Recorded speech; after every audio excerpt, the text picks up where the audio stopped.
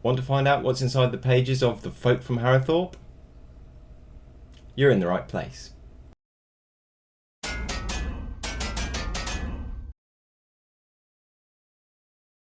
Hi, I'm JVC Parry and welcome back to the channel.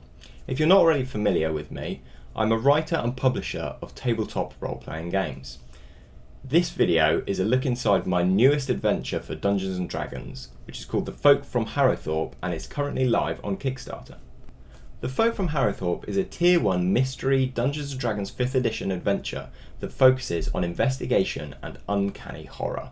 As far as mysteries go, it's a fairly straightforward one, making it perfect for novice players and low-level characters.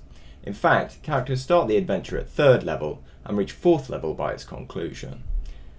It's a great opportunity to introduce mystery adventures into your home games, and it's also a perfect Halloween one-shot. The adventure is set in the town of Harrowthorpe, which the characters visit while on their travels.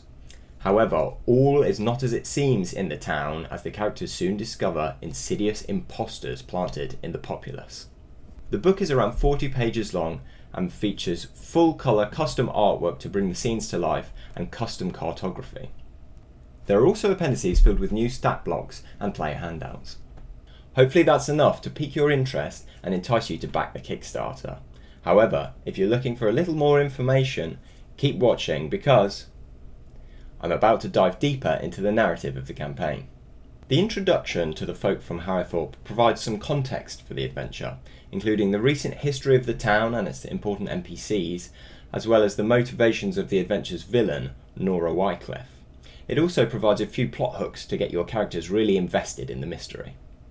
Chapter 1 of the adventure begins with the characters in the Hefton Mallet, a local inn where they can get some much needed rest from their travels. Here they can interact with local NPCs and tell tales of their previous adventures in order to get a discount in their rooms.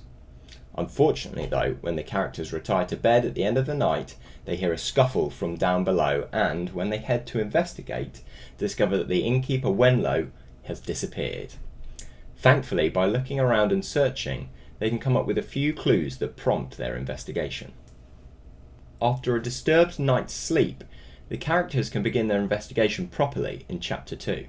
However, when they head down that morning, they see that Wenlow has returned mysteriously.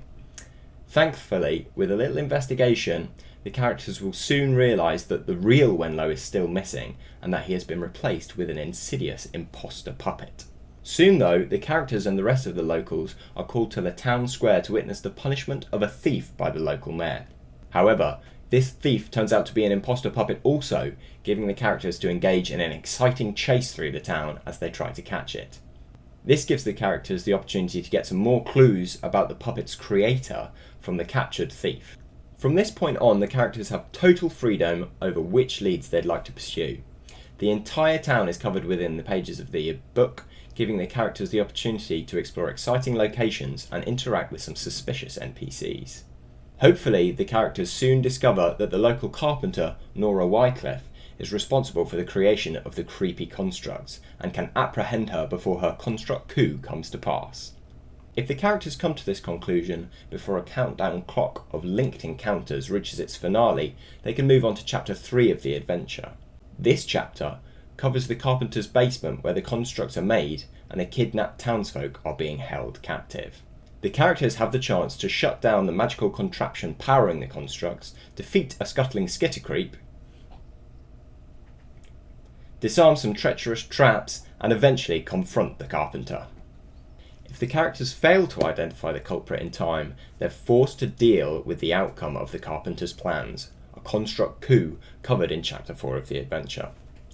All the imposter puppets and murder mannequins amass in the town square before marching on the mayor's mansion in the hopes of killing him and allowing Nora Wycliffe to take his place. No matter which route the characters head down, the adventure's conclusion helps to summarise what occurs during the adventure based on the characters' actions. It also ties together any loose ends that the characters might have left. You can back the Folk from Harrowthorpe now on Kickstarter, helping to push it towards its funding goal. There are also a host of new stretch goals added to the campaign, including a new NPC appendix, a spooky bookmark, and a dedicated comic from Monolith Comics. You can also add a full-colour print map of Harrowthorpe to your pledge, or pick up a bundle of some of my previous books at a discounted price. So, that's what you can expect to find within the pages of The Folk from Harrowthorpe. I hope you'll consider backing the Kickstarter and, if you enjoyed this video, liking and subscribing to my channel. See you soon!